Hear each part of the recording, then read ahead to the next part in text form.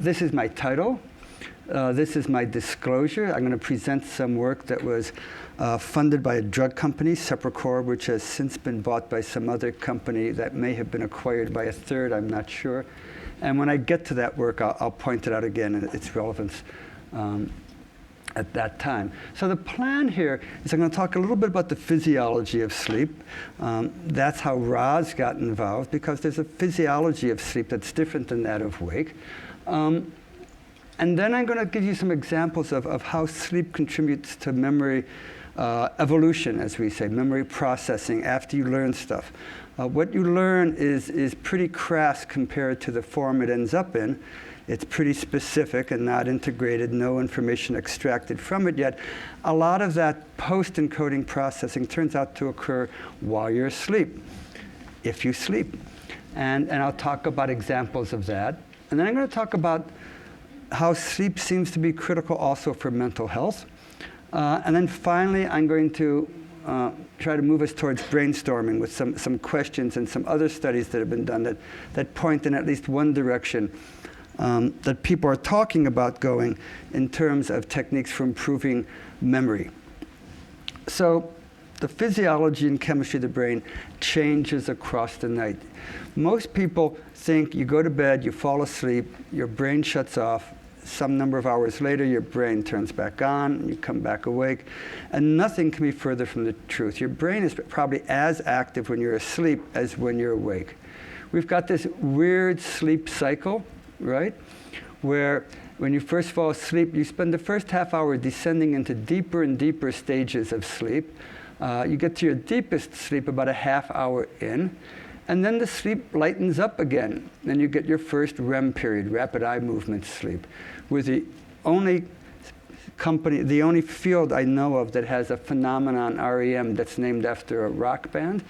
But then after a very short REM period, you descend down again into non-REM sleep in deeper stages, and you come back up. And this 90-minute cycle continues across the whole night, in and out of REM sleep.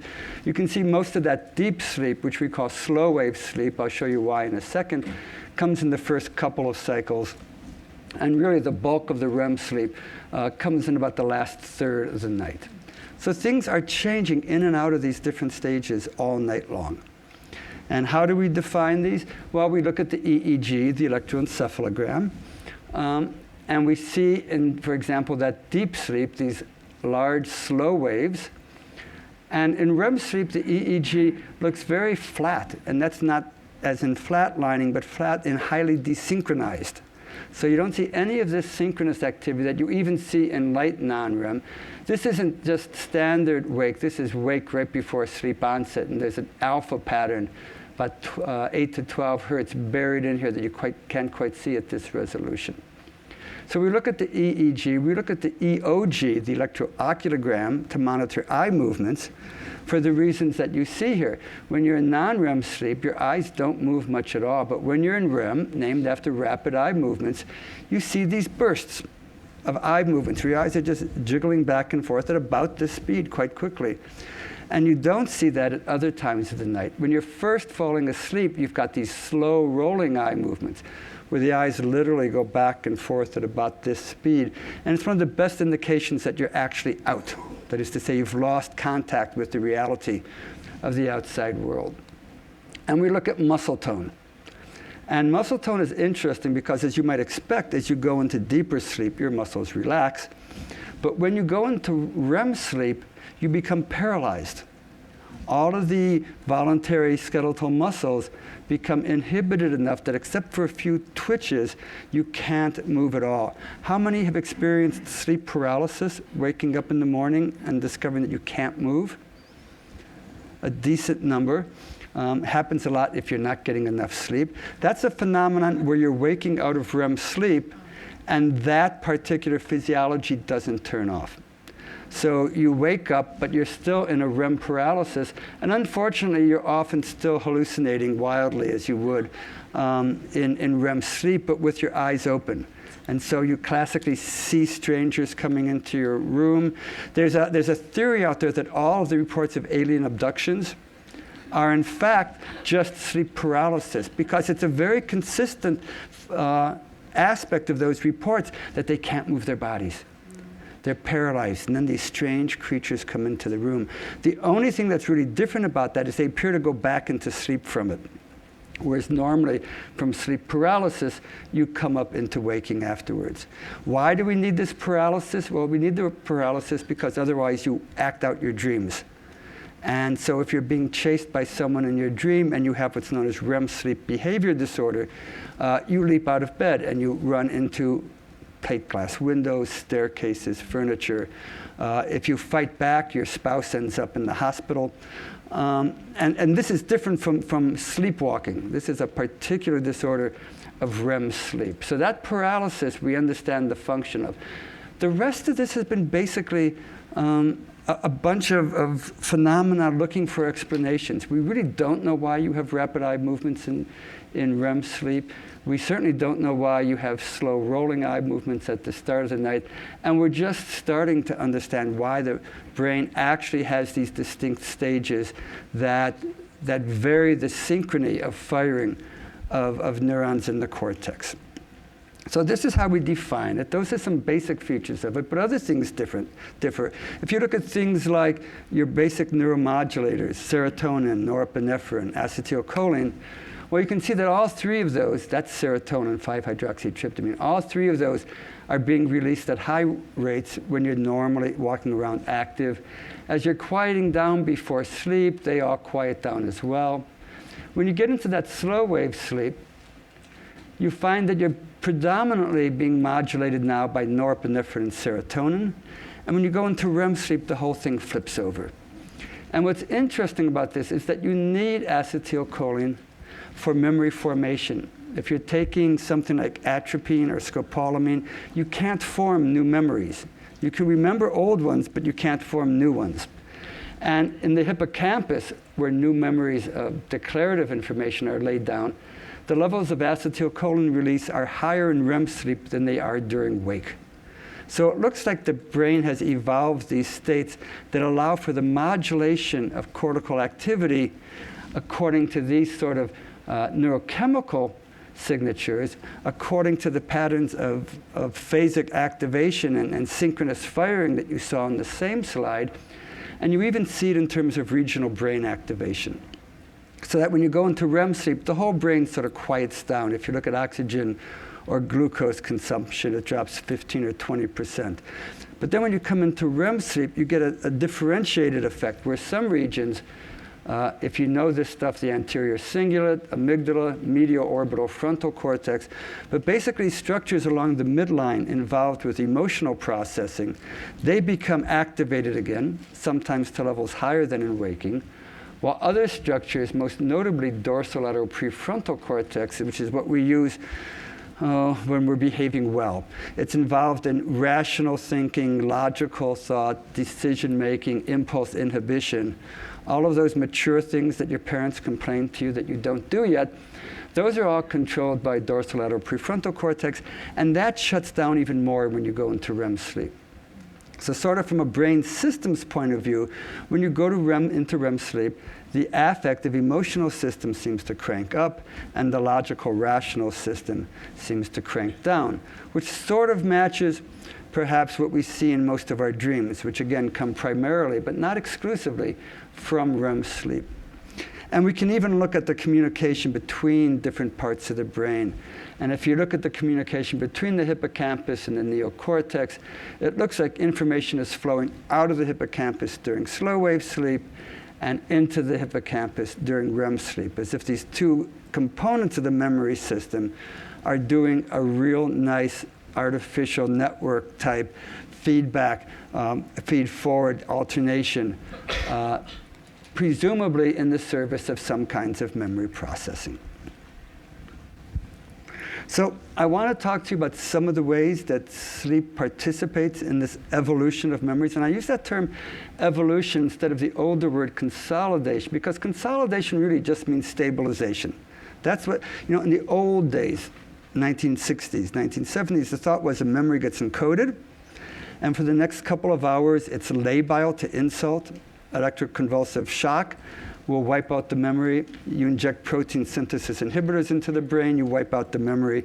But after about 4 hours, those don't do it anymore. So the idea was that the memory becomes stabilized, consolidated. But that's just a tiny part of what happens to memories after you form them. They continue to evolve really across your entire lifetime. So this is a very simple example, though, of a low-level sleep processing. This is a task. You keep your eyes at fixation, and these screens flash. There's always 3 diagonal bars. Half the time they're in a column, half the time they're in a row. We flash it faster and faster and ask, how fast can we flash it? And they can still sort out what's happening here. This takes about an hour. It's 1,200 trials. We slowly speed it up. And then we send them away. We bring them back. We do the exact same thing again. And each time we ask, how fast can we flash it? Technically, how fast can we put up a mask screen? And they're still getting this right 80% of the time. We do that the first time. We do it the second time. And we ask, did they get any better? Are they better the second time than the first time? There's those bars.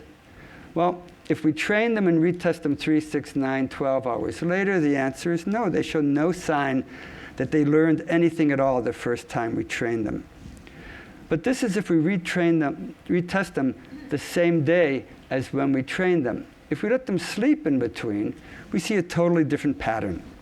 If you put a night of sleep in between, they'll actually be about 10%, about 11 milliseconds faster processing that information in the cortex than they were when we trained them on it.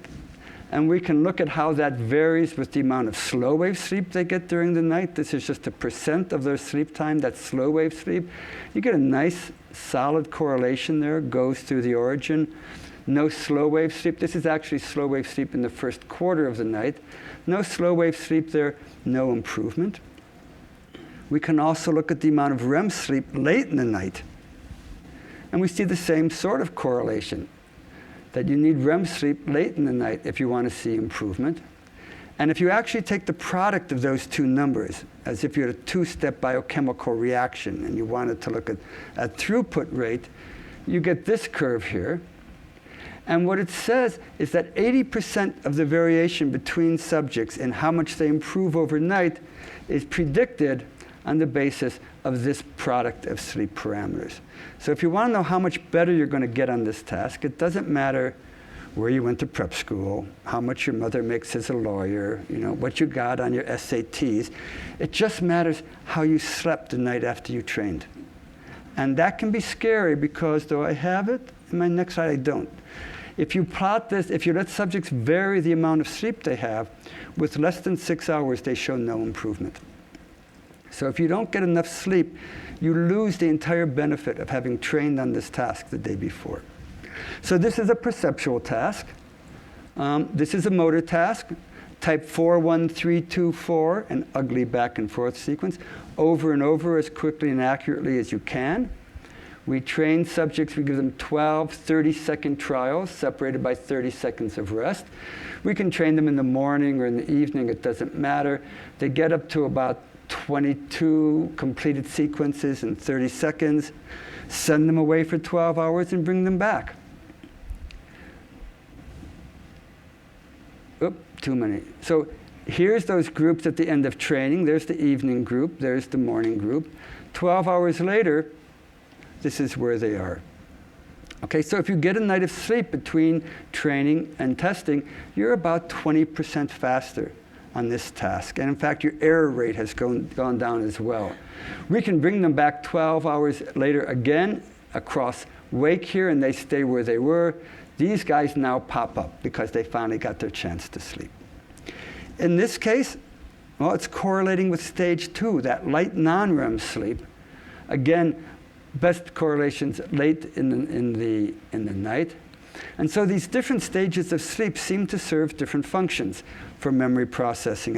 And the strong hypothesis would be that that's why we have these different stages of sleep, that the brain's looking for ways to optimize memory.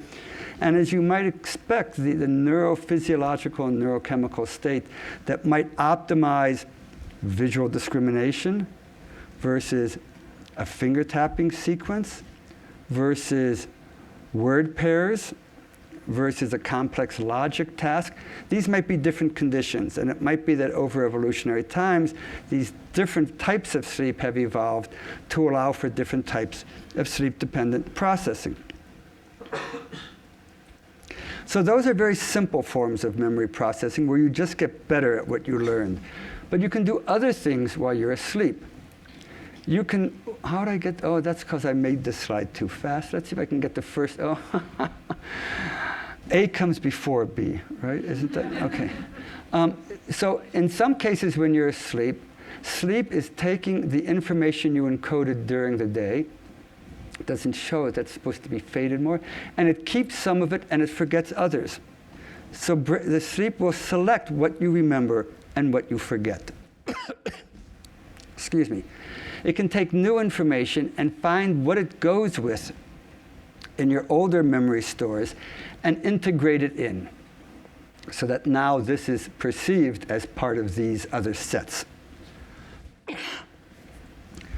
Or if you have people learn a bunch of related pieces of information, you can get all sorts of multi-item generalizations. So it will put these together and say, okay, these share features in common. And depending on the study we do, we can see false memories appear. So the subject, after they sleep, will say, well, EFG, that's one of the things I learned. And you can see it's not one of the things they learned, but you can imagine why they might make that mistake. Sometimes they'll actually get the gist extraction. They'll say, okay, it's all about alphabetical triplets. And sometimes they'll even be able to do rule extrapolation, which is to say, LMN must be part of this cell set too, even though there's no data here to say it. It's based on that gist and an extrapolation. So I'm not going to show you studies, but we have studies that have shown each of these pieces. Let me just give you a couple of examples. Raj, should I tell them that they can interrupt me anytime they can manage to? Yeah? Okay.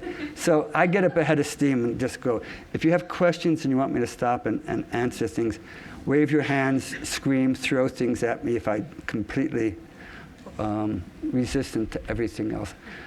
So I'm going to show you two examples of complex processing that happens during sleep. This is a weather prediction task. On each of 200 trials, you as the student will be shown 1, 2, or 3 of these cards and asked to predict the weather, whether it's going to be sunny or rainy, which, well, you're MIT students, so you know the answers are. I mean, it's obvious, right? So in case there's someone here who's not from MIT, you might, on your first trial, get the diamonds card, and you might guess sunny or rainy, but then there's feedback, and it says, well, that was a sunny one. And you say, whatever. And then the next one comes along, and it's got these 2 cards, and that one turns out to be rainy. And at this point, there's nothing we can do about it. Everyone in the audience is already building models, right? You're going to say, okay. Most of you say, okay, so those are the diamonds, this is the circles and the triangles. Or maybe some of you say 1 card, 2 cards, but you're getting it. And so when this one comes along, you feel pretty cocky, and then it turns out to be rainy. And it's very interesting. From this point on, nobody feels confident about what they're doing, because we live in a world where we want everything to be exact and precise and the same every time. But you know, it's a probabilistic task. And what it means is that 80% of the time the squares appear, it's going to be sunny, but only 60% for the diamonds and only 20% for the triangles. So nothing's absolutely predictable. Probabilistically, it's like rolling dice, right? You never know what you're going to roll, but 7s are going to come up more than 2s and 12s. And they sort of get that, and they sort of figure it out, so that after these 200 trials with training, we give them an additional 100 trials with no feedback. We just show them all the 17 patterns and say, okay, what do you think it's going to be? And we get their accuracy, and then we send them away for 12 hours, bring them back, test them again with the same 100 sets of cards, okay? Well, if we train them in the morning and bring them back that evening, The good thing is that they haven't forgotten what they learned. They get up, by the way, to 70, 80, in a few cases even 90% accuracy at guessing the optimal outcome. And when they come back that evening, they're still there. They're still that good. But if they get a night of sleep in between, when they come back in the morning, they're actually 10% better. And this is sort of one of those findings that just continues to boggle my mind. Because what it says is that somehow while you're sleeping, the brain takes the information it gained from those 200 trials, in whatever form it's been stored, and refines it. You know, we talk about neural networks shaking down, but that's just so that we can pretend we have a clue what's going on when we really don't. But something in the way that information is stored originally allows the brain to extract a better representation of what happened that first time. When they wake up in the morning, they are better able to predict what's going to happen in their near future than they were before they went to bed. And in some ways, this is the most impressive thing that the brain does. It builds an accurate model of the world we live in, and sleep gives you a huge advantage on that. Yeah? Have some of these studies looked at whether there's a difference, whether you deal with a problem, say, long before going to sleep or right before going to sleep? Yes. So the general finding has been, and we don't have that data for this one, is that if it's what we call a procedural learning task, which is a learning of how to do something as opposed to facts, then it doesn't matter when you do it. But if you're learning, for example, word pairs, so that I give you the first word, you have to remember what the second word is, those sorts of things generally deteriorate across the day. And if they deteriorate across the day, you tend not to gain them back overnight. So although it might stabilize and enhance the memory overnight, you don't have as much memory left. There have been 1 or 2 studies where you seem to get back what you lost during the day. But those haven't been replicated, and we're curious to see whether they will be. This one is more in that procedural category because people can't tell you how they do it. They just say, well, this feels like a rainy one. And they can actually get pretty close at guessing how often the different cards go with what. But you know, if you knew the simple rule that those two tended to predict rain and those two tended to predict sun, you could get a score of 100. And nobody ever does. So nobody ever really learns the rules. They just get good at acting on them. So let me give you another example of this. This is from Jan Born's lab in Germany. Subjects come in and they're trained on this number reduction task. And what happens is you're given on each of 80 to 100 trials a sequence of 8 digits, all 1s, 4s, and 9s. And you have to reduce this sequence to a single number. And one way you can do this is you take them in pairs. So you start with the first 2, and there's 2 rules, okay? If the numbers are the same, you just write that number down as an intermediate number. Then you take that one and the next one, and if they're the same, you write down the number again. But if they're different, you write down the missing one. So we got a 1 and a 4. What's missing? 9. Okay, it's the only end of the number there can be, so you write down the 9. Then you take the 9 and the 4, and you write down 1. You take the 1 and the 9, 4. 4 and a 4, 4, goes back to rule 1. 4 and 9 gives you a 1, 1 and a 4 gives you a 9. You get to the end, you hit return, which means that's my answer. It tells you whether you were right or not, you go on to the next one. I love it. You have so many kids falling asleep in class, and they're doing it because they want to consolidate their memories of what I'm teaching. They're the best students of all.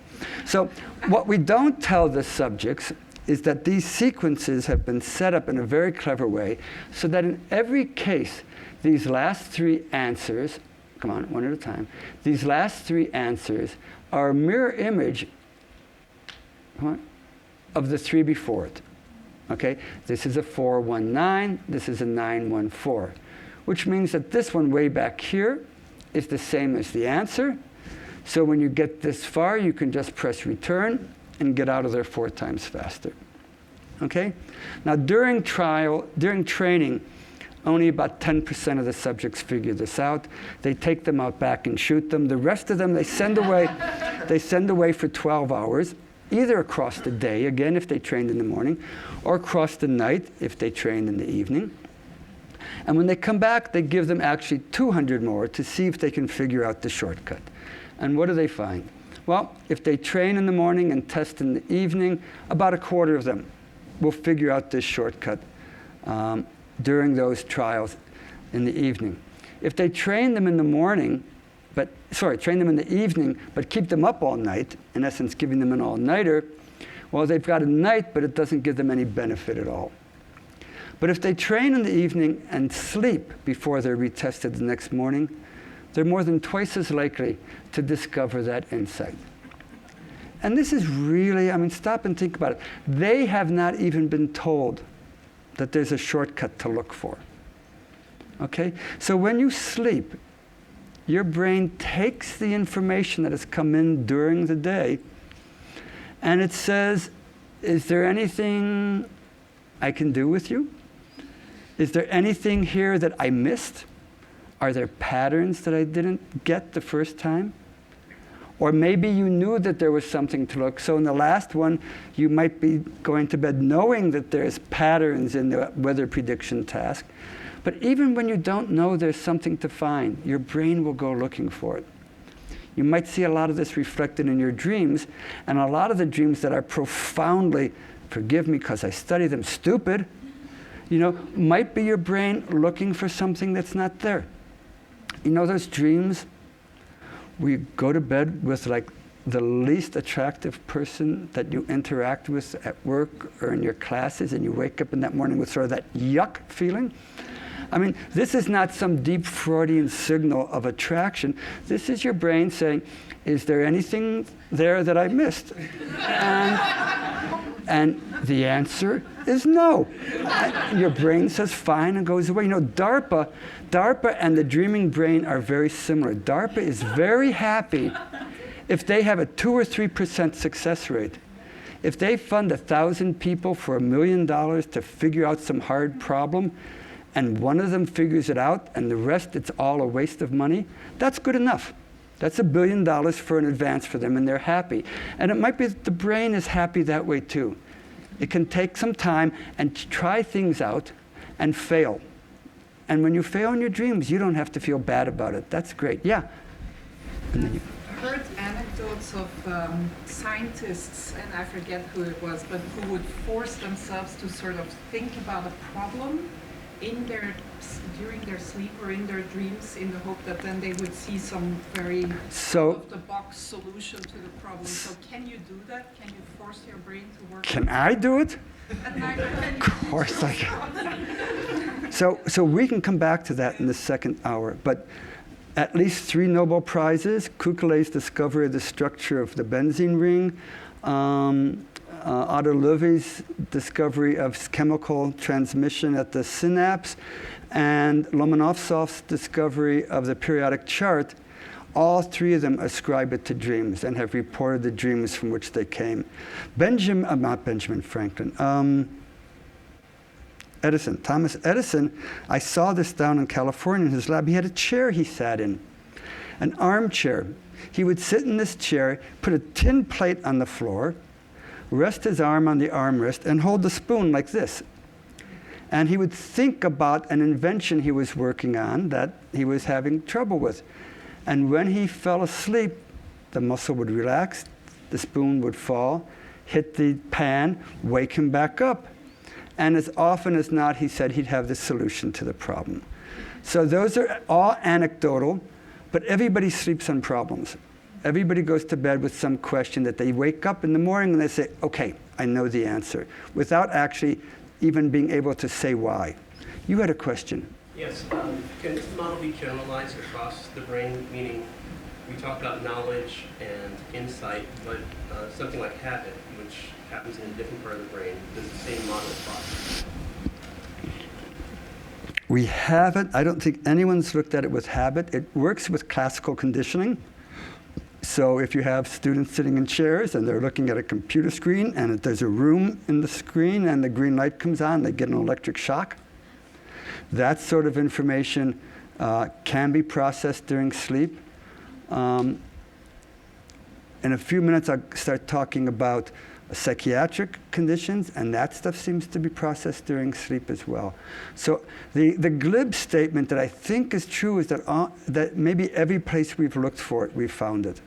We're still a very small field. 10 years ago, there were 3 of us in the world focused on this, so there's lots of room for growth and lots of stuff that we still haven't discovered, but it seems to work across regions.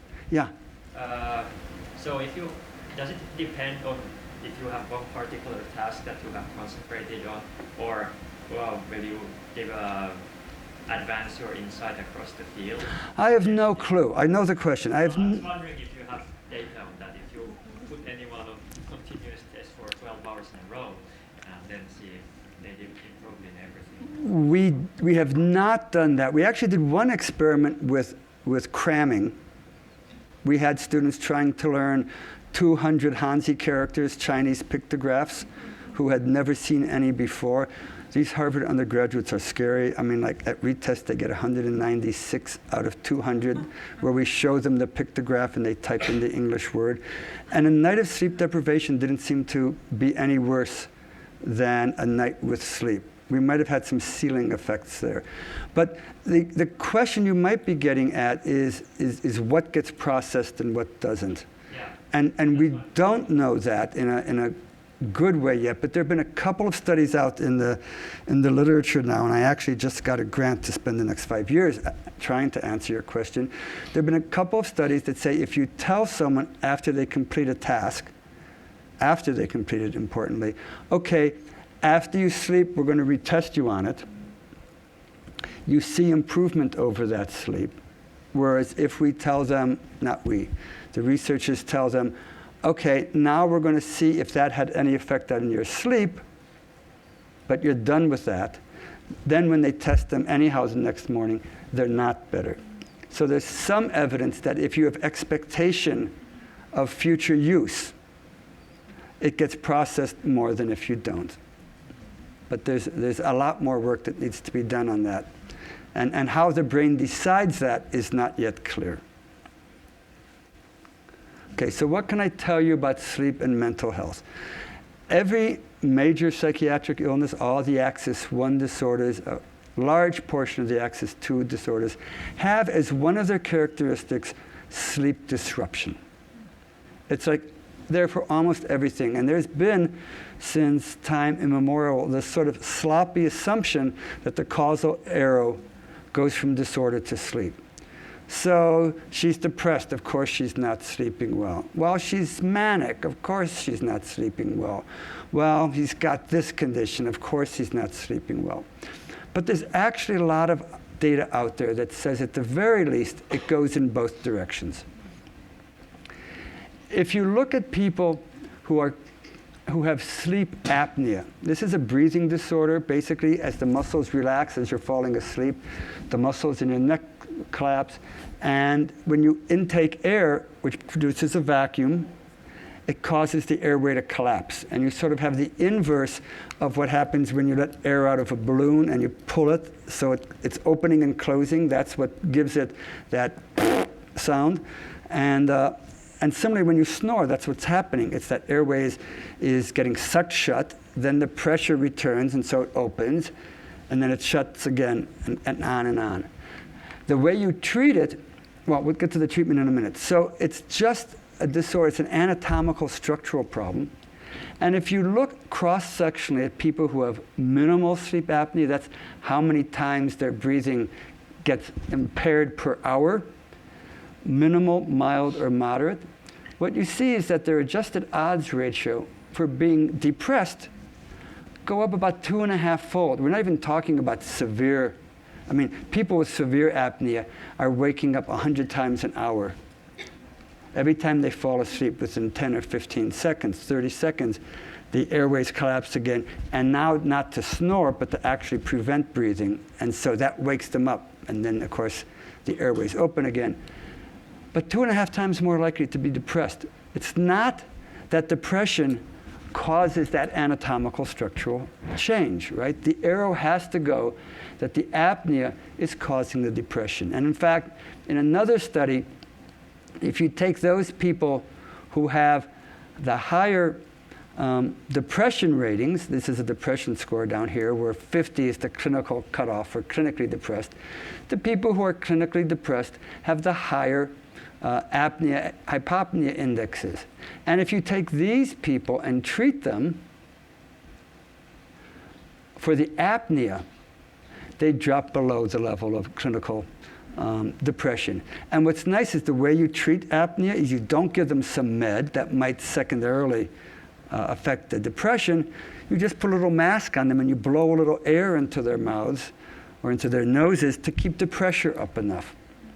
So again, this treatment can't be acting on the depression directly. In fact, if anything, it's a rather depressing thing to have to now sleep with a mask on your face. But improving the apnea leads to a reduction in the depression. Now in kids, it's different. Kids who have apnea have ADHD.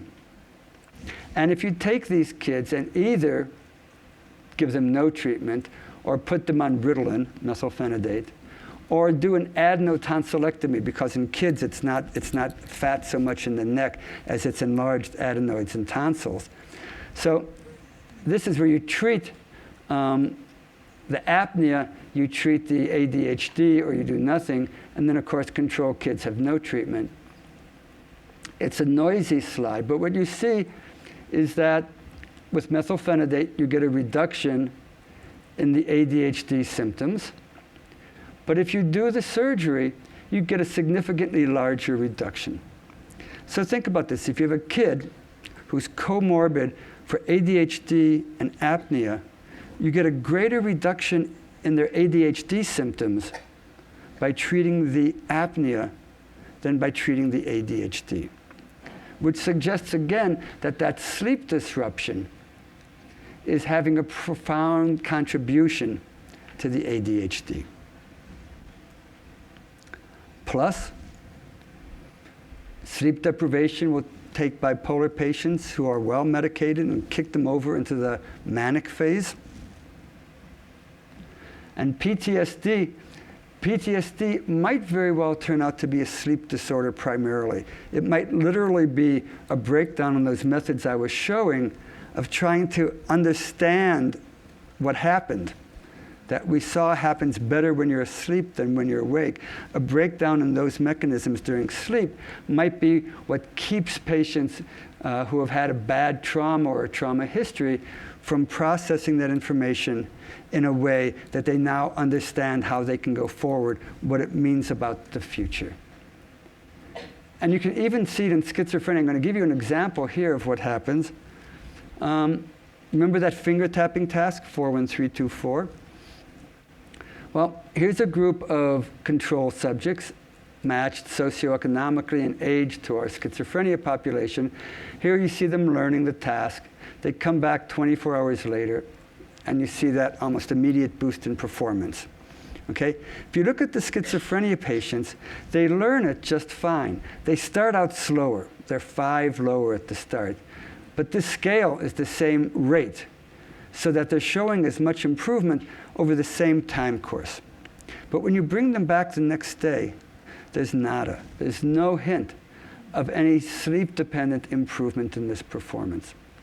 Now, it turns out that in young adults and college students, if we look at this in the sleep lab, there's a characteristic of the non-REM stage 2 EEG called the sleep spindle, and I'll show you more of that in a minute, that turns out to be predictive of this improvement. And that spindle, it's an oscillation EEG in the 11 to 15 hertz range. It lasts about a second. It gets bigger and then it gets smaller, so it sort of looks like a spindle for those of you who still spin your own thread, or else if you just keep watching Snow White over and over. Snow White? No. Who fell asleep? Snow White fell asleep. Sleeping Beauty. Thank you. Thank you. You haven't been watching it a lot, obviously. Okay. So they don't show an improvement. If you look at the number of spindles in controls compared to schizophrenics, there's a really remarkable 40% reduction in them. So patients, these are chronic medicated patients, but we've now seen it in first episode patients who've never received antipsychotics, and we've even seen it in the first degree relatives, the siblings and children of patients with schizophrenia who have not in fact displayed schizophrenia yet. We see this reduction in these stage 2 sleep spindles. And you can see how that looks on the brain in terms of that 12 to 15 hertz power in the EEG. And you can see it's just not there in the schizophrenia patients. So this is the Eszopiclone study. So we wanted to look at the effect of Eszopiclone, which is Lunesta, the butterfly sleeping hypnotic, and ask if this can have any impact on any of this. Well, first of all, we looked at it just in terms of their behavior. This is now a second study, not the one I showed you before, but this is the control subjects getting about 15% faster the next day, and the schizophrenia subjects getting no better. The company would not allow us to bring these subjects back and give them the drug because they were afraid they might get worse, in which case they didn't want to know about it. So we now have NIH funding to do the study the right way, where everybody's getting the drug. But when the schizophrenia patients were brought back a week later and randomized to either placebo or drug for 2 nights, testing on the second night, the placebo group again shows no overnight improvement, and all of a sudden, boom, the schizophrenia group on Eszopiclone is now showing significant improvement numerically, but not significantly more than the controls. And if we go and look at what happened to the sigma power, well, when these patients came back and got placebo, nothing changed. But when they came back and got Eszopiclone, they got a restoration of their spindles. So it seems like this drug acts on receptors that are involved in the generation of spindles, enhances spindle generation, and by doing so, allows these patients now to have normal overnight improvement on this task. This is actually the first successful treatment of a cognitive deficit in schizophrenia, and perhaps strangely, but I would say not, it was done not by treating schizophrenia, but by treating the sleep disorder that's part of that disease. So where can we go from here? So wouldn't it be nice, if we could do something that would enhance that sleep-dependent memory consolidation? That's one approach to enhancing memory. One can think of it in an educational setting, or one can think of it in a real-life setting, because who is it? Is it Harvard that copyrighted the phrase, lifelong learners, like they own it? That's terrible. But, well, if they had thought of it, they would have. They've copyrighted things like that. But, we're all learning throughout our lives. And as I hope I've been able to convince you, a lot of what we keep from that and a lot of what we expand from that happens more when we're asleep than when we're awake. If we look at emotional memories, where you have an emotional object on a neutral background, across the night of sleep, you forget the background and remember the object. That doesn't happen in wake, and it doesn't happen during sleep if it's a neutral object on a neutral background. So if you just go back and look at your own ecological memory of your lives, what do we remember? We remember emotional events from our lives, and we remember the parts of those events that sort of hold that emotional core. And it might be that segregation about what we remember and what we don't happens not when we're awake, but when we're asleep. So what can we do? Well, back in '89, most of you weren't alive then, right? Or were just coming into existence. There was this paper in Physiology and Behavior where they trained subjects to on Morse code. They trained them to be able to identify letters in Morse code. And then during this next night, They played audio stimulations, just beeps, during their REM sleep, actually simultaneous with their rapid eye movements in REM sleep. And they show that that group performs better the next day than the ones who weren't beeped. I thought you would like this quote. The learning tasks consisted of discriminating Morse code signals generated by a microcomputer system, the Apple IIe. This is primitive technology. So just playing those tones again while they were asleep was enough to enhance their memory of it the next day. Jump forward 20 years, and Ken Paller and Rudoy at Northwestern University did this much more elegant study. They trained subjects to memorize the location of 50 objects placed at random locations on a screen. And when each one was presented on the screen, they played a canonical sound to go with it. Okay? And through they first showed them the locations of everything, and then would put the object in the middle, and the student or the subject had to try to put it where it belonged, and they kept doing this until they got pretty good at it. And then they give them a nap. And during the nap, they randomly play 25 of the 50 sounds while the subject is asleep. And when they test them again afterwards, they're significantly better at their memory for the location of those objects for which they randomly heard the sound than for those objects that they didn't. So you can, on an item-by-item basis, enhance memories across sleep, presumably by reactivating those memories while the subject slept. That last one was reactivation during REM sleep. This one is during slow wave sleep. Yeah? So has someone tried this with words? Switch words.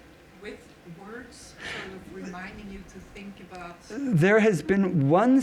Tried by giving you words or that vocabulary of the problem you want to... So there was one study, again done over in Germany, with foreign language acquisition. I can't remember what language to what language, but they would play some of the words in the foreign language while they slept, and that actually showed an improvement over sleep as well. I can't remember if that was on a word-by-word basis or just overall. But you can do that too, yeah? I had heard of a study, though I never read it, where they did this with music. Yes. Same group. It was the same group. Same group. Same thing. They're teaching students on a keyboard to play some simple ditty. And then they either played half of that ditty or something unrelated to the song they learned. And then they looked at how much they improved on that half, the other half, or any of it if it was unrelated. Yeah? So does it have to be related? Like, could you be studying homework in physics and be listening to jazz and then play that jazz music while you sleep? Or has that not been shown? Well, how about if we play odors while they're doing it? Okay? So this is a study where subjects are learning concentration, you know the game concentration, or memory, depending on what country you come from or something. But you learn to match these. And when the stimuli are presented, they would puff a little puff of rose scent through a mask into your face, okay? Presumably unrelated to the task. Of course, it's Valentine's Day, so everything is related to roses today, right? And then during slow wave sleep, so the reason these last two studies are doing slow wave sleep is because spatial memory is thought to be hippocampally dependent, and hippocampal memories tend to show correlations with slow wave sleep. So that's why those were done with slow wave sleep. It doesn't work, by the way, if you do it, in this case, in REM sleep. But they would just puff the odor or some other odor while they were in slow wave sleep. And some subjects had the odor during learning and not during sleep. Some had it during sleep and not during training, and so on and so forth. And they see this very clear improvement that's based on puffing the odor. So it has to be associated at the time of training, but it can be an extraneous association. Okay, it could be playing a jazz song while you're studying physics and then playing that jazz number again while you're asleep. Hasn't been done with a jazz number, yeah. But presenting the stimulus, does that then affect sleep negatively? In that they sleep No, as well? Or? no, it did not disrupt their sleep. And neither, by the way, did the sounds of the cat and of the whistle. They closely looked at the EEG right around the time of presentation, and it was not disrupting the sleep. In that study, they actually played white noise in the background all night long, or all nap long, and just added this on as a bump so that it wasn't sort of startling enough to cause an arousal. And none of the subjects, when they woke up, reported remembering hearing tones during the nap. So yes, you can do this in a way that would disrupt sleep. And that has to do with the rate of onset of the sounds and obviously how loud they are. Yes? Two quick questions. One is back to the regions of the brain, the basal ganglia. Was that also impacted by REM or slow wave? So basal ganglion learning tends to be for, the basal, so we do not have that data. I was thinking elsewhere. Yeah. The second question was a little clinical, but Landau-Klempner syndrome, which is a condition where people aren't able to either achieve REM or slow wave. And it's very, very rare, but they actually have small epileptic seizures while they sleep that keeps them from actually having and achieving any restorative sleep. Why don't I know this? Because I've heard of the illness, but I haven't heard it in this context. So I will have to look that up. Yeah. I don't know. The only reports in the literature of individuals without REM sleep are a few with shrapnel injuries to the brainstem, and those on monoamine oxidase inhibitors, which tend to block most REM. Roz, do you know more? Kids with autism that don't have much for REM sleep. We'll talk about that more. We just did a study with ASD kids, and they showed marginally less. I mean, they're high functioning, but only marginally less. And the literature is a little bit mixed on it, but it's a decrease. It's not an absence. Across the spectrum. Yeah. We've seen some. Yeah. And again, it's interesting to think, is that a deficit of autism, which might then impair learning, or is it that if you're not learning? Right. So one thing I didn't mention is that if you learn a task that turns out to be REM dependent, you tend to get more REM sleep that night. If you learn a task that's slow wave sleep dependent, you tend to get more slow wave sleep that night. So there's no one way that you want to tweak sleep that will work for everything. And those sleep spindles correlate with IQ. 3 different studies. I have no idea what IQ is, but whatever it is, there are 3 studies, and we actually now have one with some schizophrenia patients showing a significant positive correlation between spindle density in sleep and IQ. So again, whether it's that people who are, quote, smarter are learning more effectively and so they induce more spindles, or whether people who have more spindles are processing their memories more effectively and hence being smarter, we don't yet have a way to tease that apart. I'm almost done. I got one more. So this is for the media lab more maybe. If you just put a couple electrodes on the scalp and hook them up to a 9-volt battery, don't laugh, we might do it to you. And you you inject current through the scalp, through the skull, into the brain, obviously very low levels. At slow wave frequencies, you can actually enhance memory. So there it's totally non-specific. It's not linked to something that happened before. So the idea is that what you want to do if you want to enhance memories is to facilitate the reactivation and processing of it during sleep. And you can do that by facilitating the reactivation, a la sounds and and words and odors, or you can do it by intensifying the sleep itself with things like electrical stimulation, direct electrical stimulation to the brain, or in the case of the schizophrenia patients, with drugs that will alter some characteristic, some physiological characteristic of the sleep. And I'm sure you got, so here's just to show you in this DC oscillation, if it's word pairs where they learn dog, Ireland, and then have to be able to recall the second word when given the first, they do much, much better after stimulation that's at these oscillations as opposed to sham stimulation. Whereas for another task, that finger tapping task, they actually don't get any better. But they're doing it during slow wave sleep, and you remember that this task seems to depend on that stage 2 sleep late in the night, not slow wave early.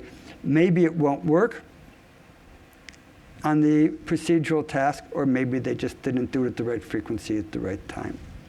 So this is sort of what's out there in the literature, and I'm going to take a nap, and you're going to figure out how to do this even better.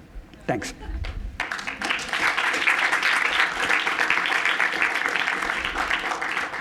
I was not driving. I just want to be clear about that.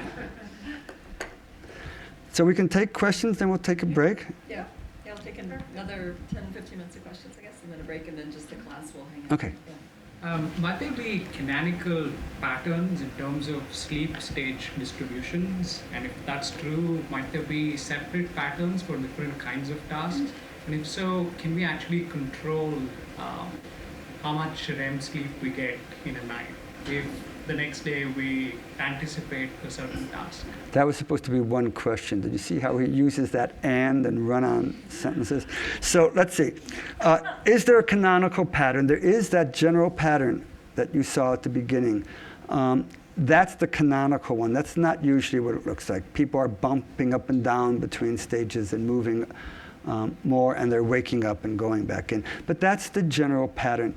There has been questions raised. There have been suggestions made that, in fact, it's stage transitions that might be as important or more important. So a REM period that goes back into non-REM sleep might be much more effective than a REM period that's followed by an awakening. It's very funny, because we're looking at this as percents of the entire night. So normally in REM sleep, it's 20% of the night. If you got 8 hours, that'd be 1.6 hours, about 100 minutes of sleep.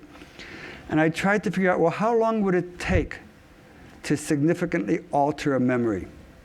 And I came up with a number around 150 milliseconds, right? I mean, I can say, watch this, my middle name is Alan. Everybody got it? I mean, that's all the time it takes to form a memory. So conceptually, that's all the time it would take to erase it, to move it from one part of the brain to another, to integrate it with something else. So we don't know that we need all this time to do it.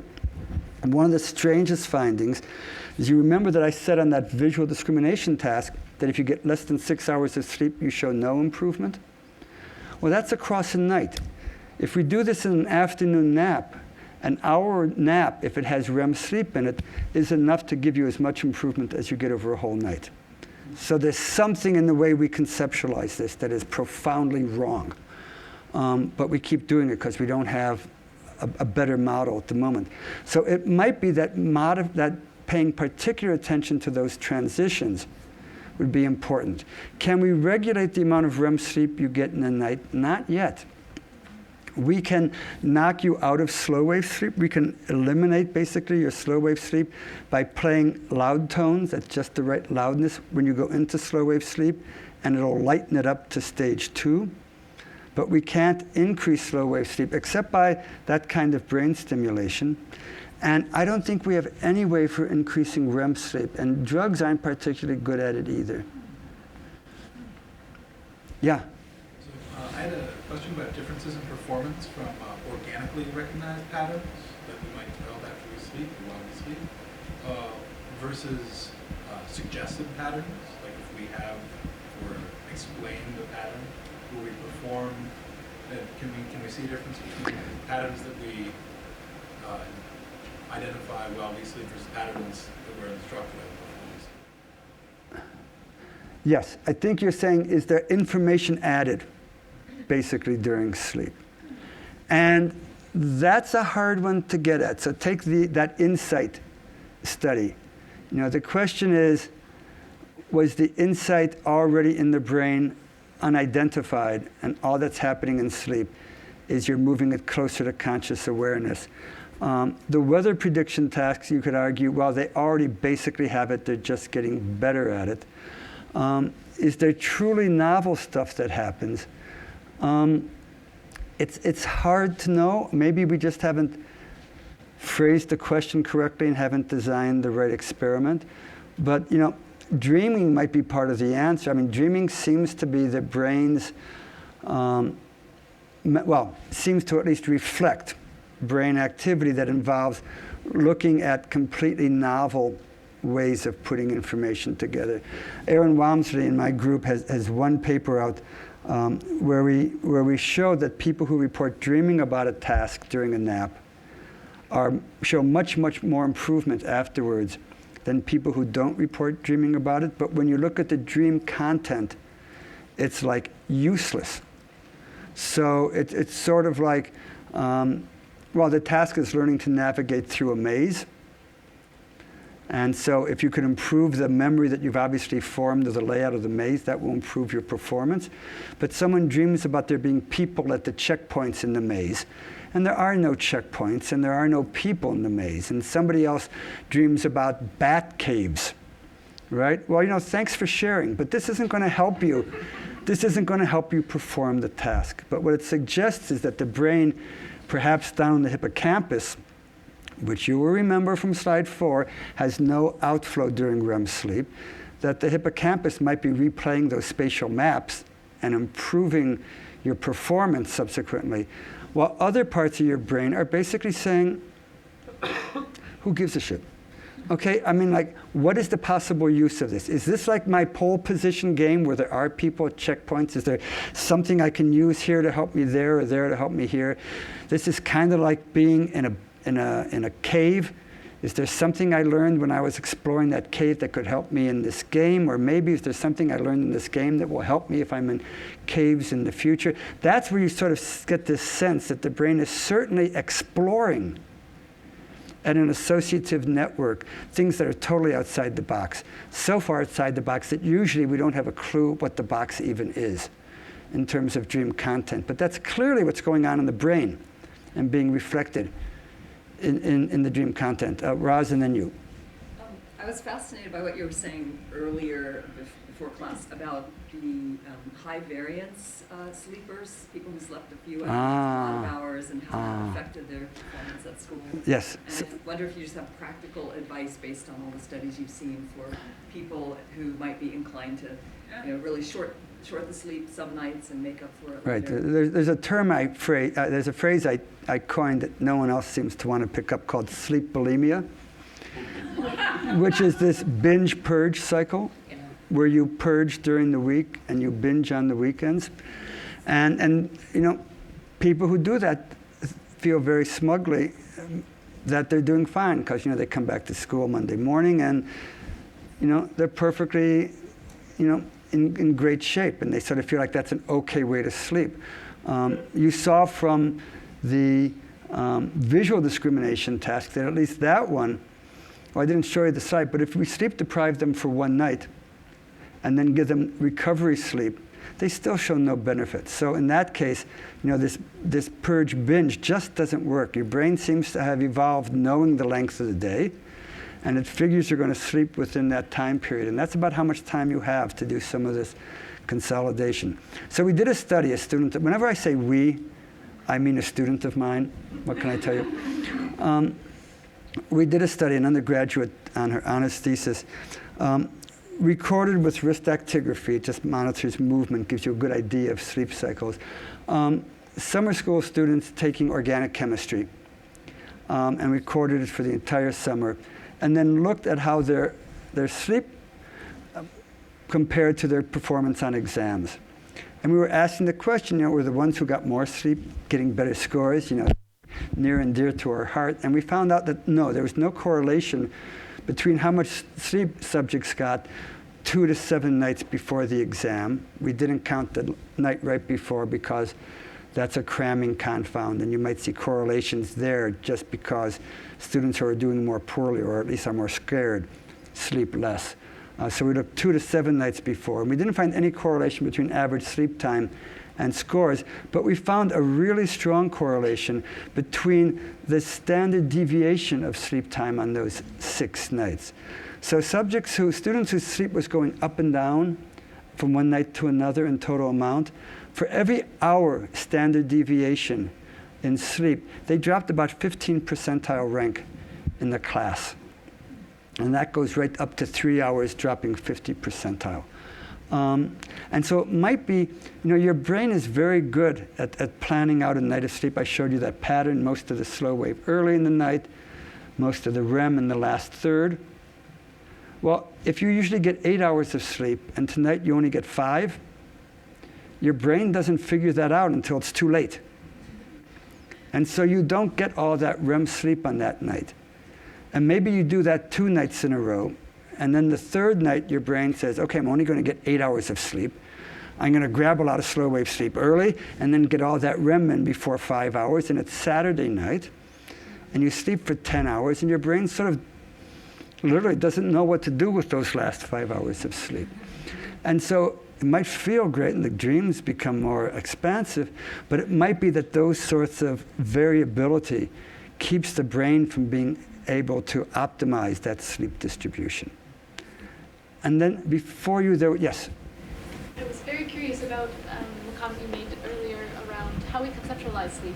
And I was curious whether there are other activities that we do in our lives that aren't categorized as sleep but have similar patterns to sleep. For example, things like meditation or being in an improvisational jazz. Right.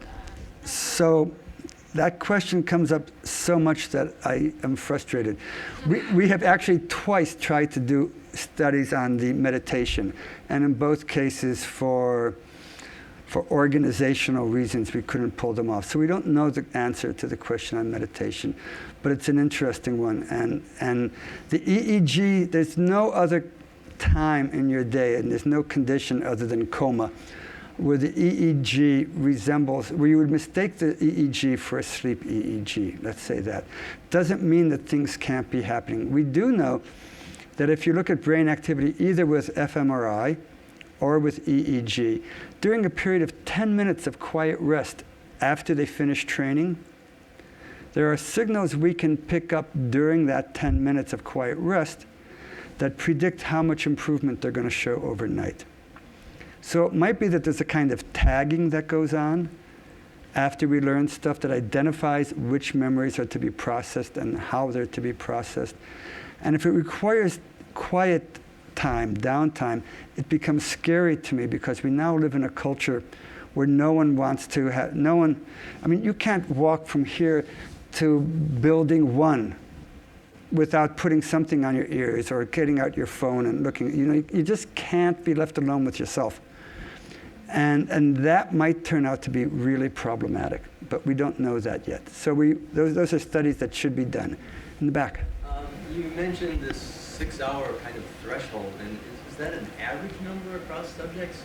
If someone routinely gets 5 hours of sleep a night, are they like screwed for getting this benefit? We don't know. These are all studies that need to be done. That was a study where we just trained subjects in the evening, sent them home. When they came back in the morning, we said, how much did you sleep last night? And then we retested them, and we just plotted it. And you get this very nice plot, our value better than 0.7, and it just crosses the x-axis at 6 hours. So it might just be for that task. It might just be for this population. It might absolutely depend on what your normative amount of sleep is, whether people who are short sleepers tend to be smarter but not as wise because they don't do as much of this sort of global extraction of information. We just don't have any of that information. Those are all studies that should be done. You've had your share. Over here. Yeah, curious if, because you talk about naps and sleeping at night as if they're equivalent, but I'm curious if, for example, some cultures maybe have a long afternoon nap and they sleep less at night. Are we going to see different sort of retention based on when you're sleeping and how long you're? So naps seem to be, from a time perspective, much more efficient than nights. That every place that's been looked, whether it's word pairs or visual, or motor learning, or even that weather prediction task, you can get as much benefit from a 90-minute nap as an 8-hour night. So, and then at least with the visual task, you show as much improvement the following night as you would as if it was a second night of sleep. So it's not like it replaces it. It adds to the subsequent night. If you look at infants 18 months of age who are listening passively to an artificial grammar, and then half of them take naps afterwards and half don't, and then you check them the next day, the kids who napped within 4 hours after being exposed to the grammar retain a knowledge of the grammar, whereas the kids who didn't nap don't. So infants might need to nap once or twice a day just because their processing needs to happen faster. They can't hold on to it yet long enough. I mean, I sometimes joke that one of my goals in research is to answer the question, what is it about a 90-minute nap that can convert a psychotic dwarf into a delightful 2-year-old, right? Because we all know that if you have a kid and they don't get their nap, they're completely dysregulated. They can't learn anything. They can't follow instructions. They can't deal with any adversity. But we never ask the question, so wait a minute, what happens during that nap? What actually happens in their brain that they now become people who can regulate their emotion, they can deal with conflict, they can take in new information. So in that way, naps are probably incredibly valuable, powerful, and certainly in children necessary. And maybe if you didn't want to be so crabby in the evening, a nap could help you too. You had one. So my question is more about what happens after you wake up. So I notice for myself in the early morning, like before I brush my teeth, my brain is one way, and usually by the time I've had breakfast, my brain is fully awake in a different way. And I'm wondering if our brains are better at certain tasks during this, like before fully awake, in the morning, before we're awake, but you know what I mean? Yeah, that could be. It could be the toothpaste you use. I don't know. So I've never. That's a wonderful question that I've never thought about. So it's this funny fact that we take sleep and we divide it into 5 different stages. Right? There's REM and non-REM 1, 2, 3, and 4, and we take wake and we call it wake, as if it was one thing. So what is it about that? I don't know if any of you have read Proust, but Proust in his Swan's Way novel, it starts out with a description of the process of waking up in the morning. And he describes it as when you first become aware, you don't know who you are. And after a very short period of time, you remember who you are, but you don't remember where you are. And then you remember where you are, but you don't remember when you are. You know that feeling you wake up and after a while you say, oh, wait a minute, it's Saturday, and the day suddenly looks better. So there's this slow process as you wake up that I think it's fair to say we know nothing about. We're cognizant of it enough that we never test people immediately after they wake up. There's a state that we refer to as sleep inertia. So if you wake up, for example, from deep sleep, you can be profoundly groggy for quite a while because you don't quite dump that physiology of sleep yet. We really don't know about that. I don't think this means time out. I think this means time is out. So we'll stop there, and I'll thank you all for a good audience and wonderful questions, and hopefully you'll get at least 2 or 3 startups out of this somehow. Thank you.